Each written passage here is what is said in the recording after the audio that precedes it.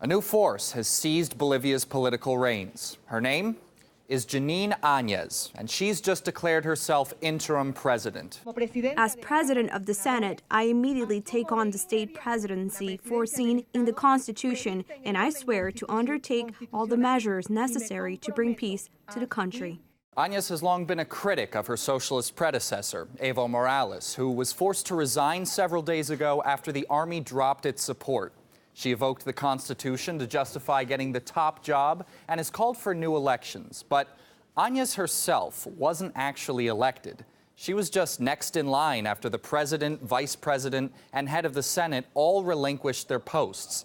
Even the legislature itself didn't really elect her because Morales supporters boycotted that session. Now, the real people who put her in power, they're a colorful bunch. Meet Mr. Camacho. He was part of a gang that wasted little time ransacking Morales' former home.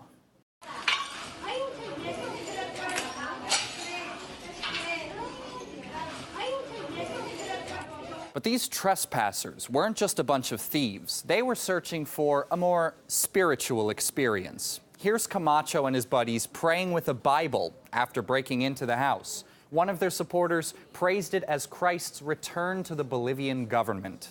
The Bible is returning to the government palace. Never again will the Pachamama goddess return. Today, Christ is returning to the government palace. Bolivia is for Christ. Bet you didn't see that second coming. But then again, Camacho's long had a unique take on the Lord's work. He spent years leading a religious fundamentalist organization called the Santa Cruz Youth Union. Aside from its reputation for piety, it's also a purveyor of right-wing ideology. How far to the right?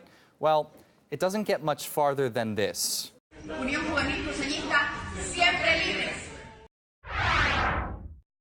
A sizable number of the opposition's activists may be a bit unhinged, but it's the political arm that is far more presentable. Carlos Mesa was president before Morales and lost another election to him in October. The think tank Inter-American Dialogue lists him as an expert on its website. It's DC-based and U.S. government-funded. But Mesa's connections to Washington run far deeper than that. According to WikiLeaks, he was corresponding with the U.S. Embassy in Bolivia for years, discussing the details of his political strategy, no less. In a meeting with the Charge on October the 27th, Mesa all but acknowledged that Evo would win his constitution in January and that there was little point in taking the quixotic of trying to defeat it. Of course, that makes the White House pretty happy. The resignation yesterday of Bolivian President Evo Morales is a significant moment for democracy in the Western Hemisphere. These events send a strong signal to the illegitimate regimes in Venezuela and Nicaragua that democracy and the will of the people will always prevail. But the situation on the ground is becoming increasingly unstable, especially now that the military isn't being 100% cooperative right now. You have refused to coordinate with the national police. You are saying the military is being overtaken by criminal hordes which are destroying the capital. As a Bolivian, do your job. We do not want more blood. You will be responsible for everything that happens. If after my order, which I make as president of the Senate, the crimes don't end, it will be your responsibility.